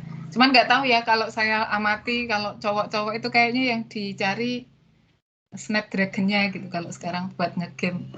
Biar kalau pakai FPS 60 tetap tidak panas dan lain-lain gitu gitulah gitu. Kalau cowok yang dikejar itu oke, game itu nggak apa-apa gitu, tapi yang namanya game itu hiburan ya, yang namanya hiburan refreshing itu dilakukan ketika sudah bekerja gitu atau sudah belajar gitu. Jadi bukan kebalikan gitu. Kerjaan utamanya ngegame gitu, kuliahnya yang jadi hiburan gitu. Jangan dibalik ya gitu. Ngegame silakan, cuman tahu waktu aja. Oke, berarti tadi pembahasan materi tadi insya Allah sudah paham. Ini materi terakhir untuk hari ini gitu. Jadi pengantar untuk minggu depan, abstraction layer dalam komputer. Jadi ketika kita membahas komputer, kita itu membahas sebuah sistem yang sangat kompleks.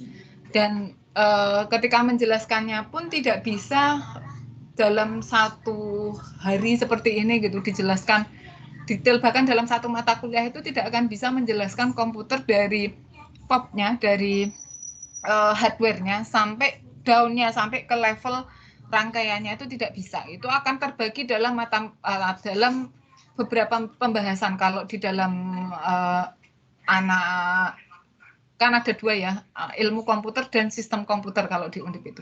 Kalau anak sistem komputer itu biasanya banyak membahas hardware-nya gitu. Jadi secara umum kalau memang mau memahami komputer itu harus paham hardware dan paham detail di dalamnya 0101-nya gitu. Software iya gitu. Software itu sudah berkaitan dengan operasinya. Cuman untuk memahami bagaimana komputer bekerja. Nah, secara umum gitu, kalau kita ingin paham, biasanya kita lihat dulu dari tingkatan yang lebih tinggi. Jadi, seperti tadi, komputer itu ada 4 komponen, memori, gitu. Itu paling sederhana, memahami komputer itu paling sederhana. Ada memori, ada input-output, kemudian ada CPU, dan ada interconnection atau bus biasanya kita sebut ya. Ada 4 hal itu. Itu lihat dari level tingginya. Nanti kalau kita masuk ke di dalam memori itu akan ada detailnya. Memori itu RAM ya, di dalam RAM itu ada SRAM, SDRAM, DDRAM, itu pembahasannya akan banyak gitu. Bagaimana caranya beroperasi, itu 0101 juga gitu. Tapi secara umum kita biasanya melihat dari sistem pada tingkat yang lebih tinggi. Baru nanti akan diuraikan menjadi blok yang lebih kecil sampai menjadi cukup sederhana sehingga bisa kita implementasikan. Kalau kita membuat bisa kita implementasikan. Kalau kita mempelajari berarti kita bisa pahami gitu dari besar ke kecil. Nah, ketika kita membuat gitu, maka justru sebaliknya kalau memahami itu dari atas. Tapi kalau membuat kita akan buatnya dari bawah, blok yang kecil. Jadi ketika kita membuat komputer, kita harus paham 0101 dulu. Kita harus paham bagaimana melakukan penjumlahan di komputer, melakukan perkalian di komputer, baru bisa naik level, baru bisa, kalau sudah bisa menjumlahkan, nanti bisa membuat bahasa assembly-nya. Bahasa assembly itu bahasa antara manusia dan mesin. Gitu. Kalau sudah bisa mentranslate bahasa assembly ke bahasa mesin dan sebaliknya, nanti baru bahasa pemrogramannya bagaimana. Dari bahasa pemrograman baru naik level dan seterusnya. Itu yang akan kita pelajari selama di ranah ilmu komputer yang jalurnya ini. Maksudnya mata kuliah itu kan ada beberapa jalur ya. Ini adalah salah satu jalur yang digunakan untuk memahami komputer tadi. Tapi mungkin kita tidak akan detail sebagaimana anak elektro kalau bagian ini atau sebagaimana anak Siskom karena kita sebenarnya lebih fokus ke perangkat lunaknya nanti. Cuman pengetahuan tentang ini itu tetap penting sehingga nanti ketika kita gunakan untuk pemrograman ya, kalian ada mata kuliah dasar pemrograman. Di dalam dasar pemrograman sudah ketemu dasar pemrograman Bu Hadijah ya kalau saya tidak salah. Sudah ketemu Bu Hadijah? Sudah, Bu. Di dalam dasar pemrograman itu nanti akan ada tipe data. Nanti ya ada integer. Integer itu untuk angka yang bulat. Ada float.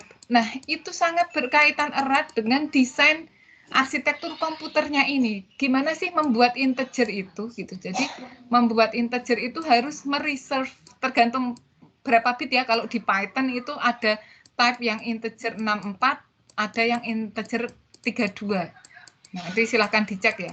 Maksudnya apa? Ini satu angka itu menempati 32 bit, sehingga angka maksimalnya berapa kalian bisa tahu.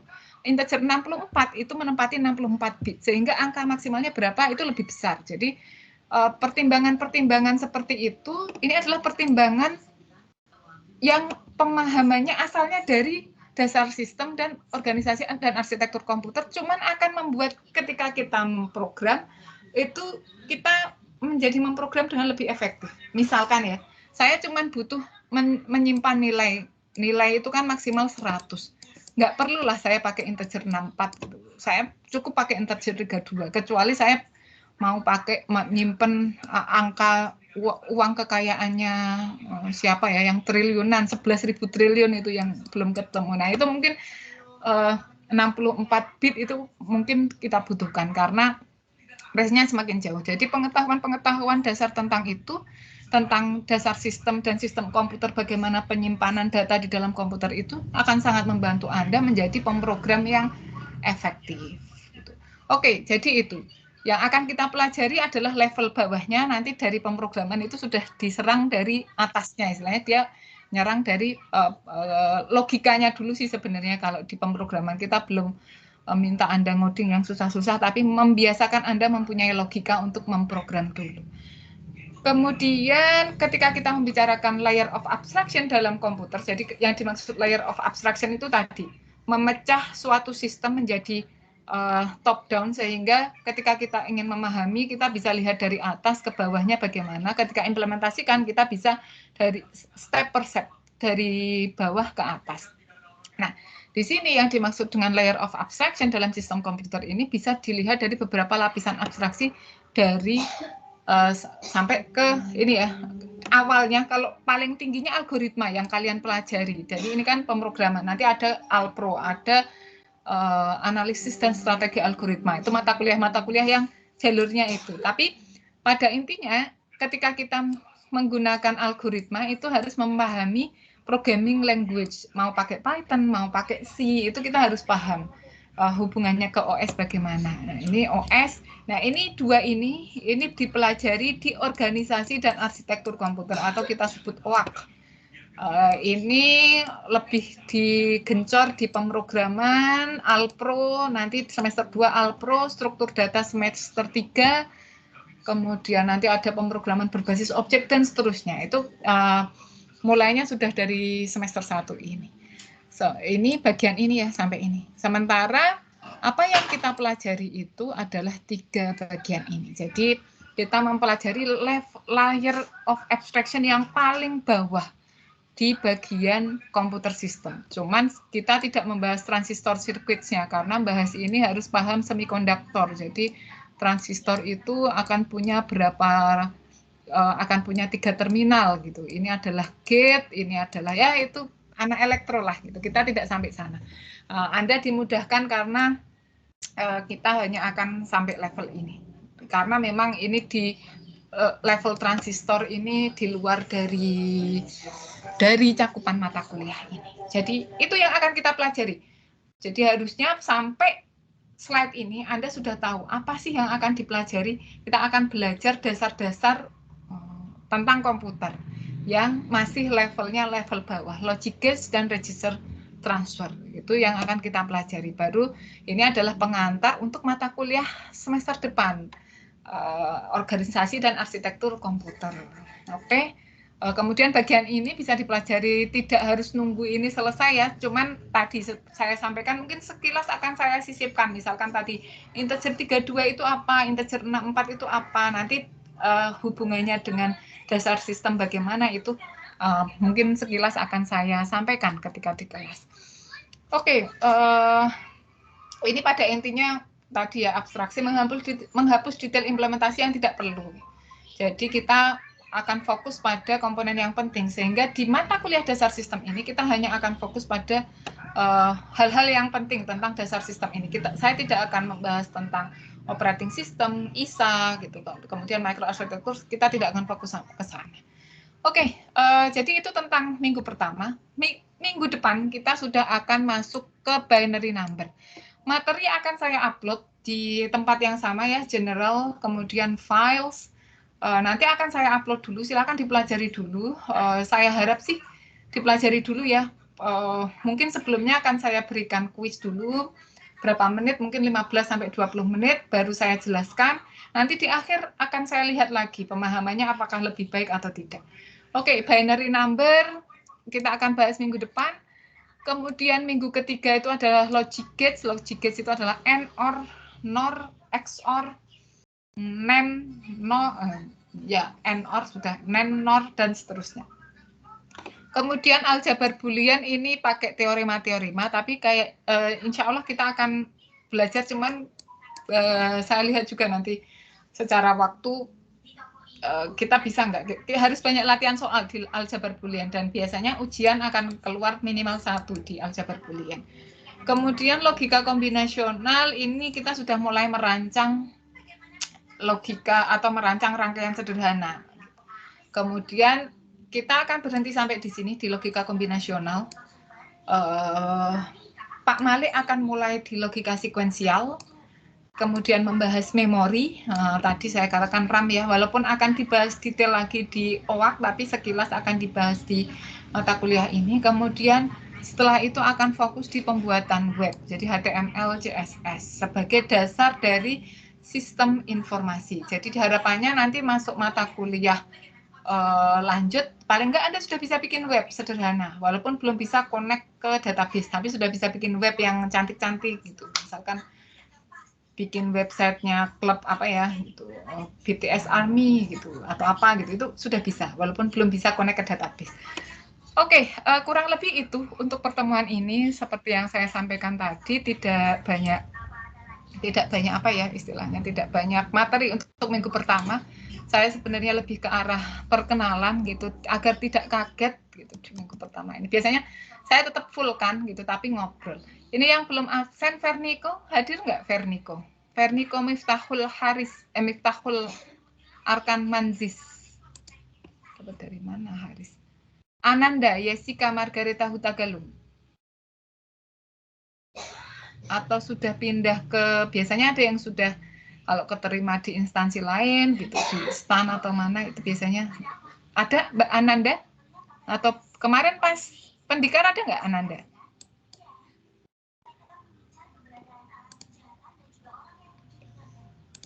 Sudah ada. Putri Larasati Leksono. Muhammad Akmal Iskandar. Muhammad Syaifullah. Dah, lainnya sudah datang semua. Tidak ada ya nama-nama tadi di chat, tidak reply atau ada? Nah, kalau berarti tidak ada. Oke,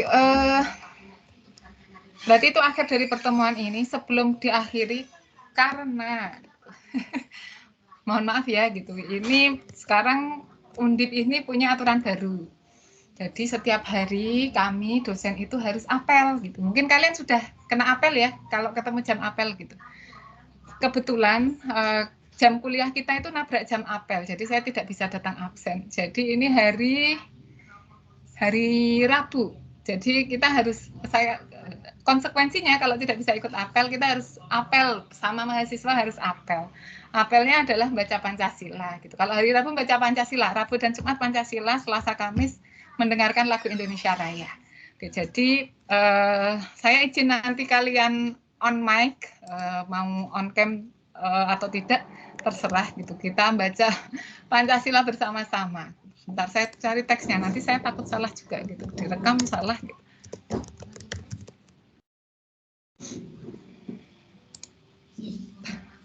Oke, ini aja. Bentar saya download dulu.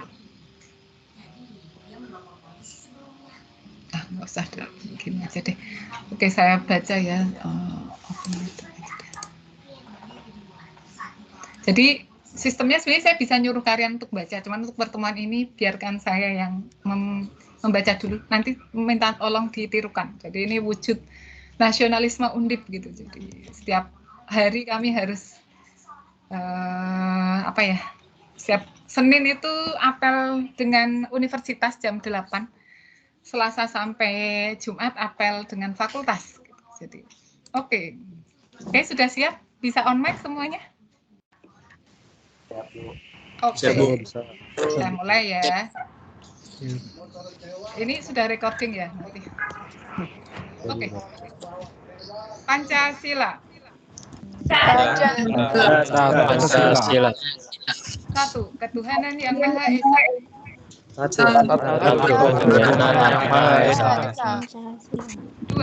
Kemanusiaan yang adil dan beradab. 2. Kemanusiaan yang adil dan beradab. 3. Persatuan Indonesia. 3. Persatuan Indonesia. 4. Kerakyatan yang dipimpin oleh hikmat kebijaksanaan.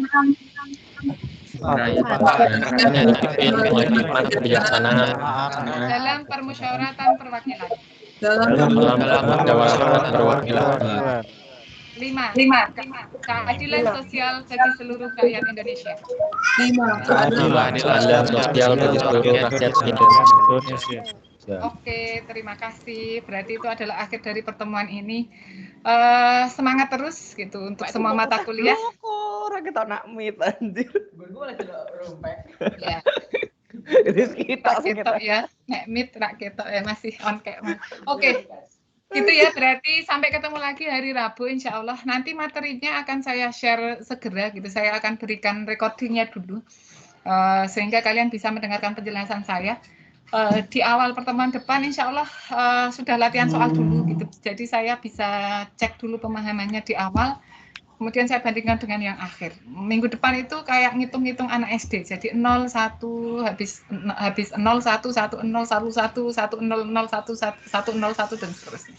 Oke, semoga tetap semangat. Semoga sehat selalu. Terima kasih atas perhatiannya. Assalamualaikum warahmatullahi wabarakatuh. Waalaikumsalam. Iya, sama-sama. Terima kasih, Bu. Waalaikumsalam. Terima kasih, Bu.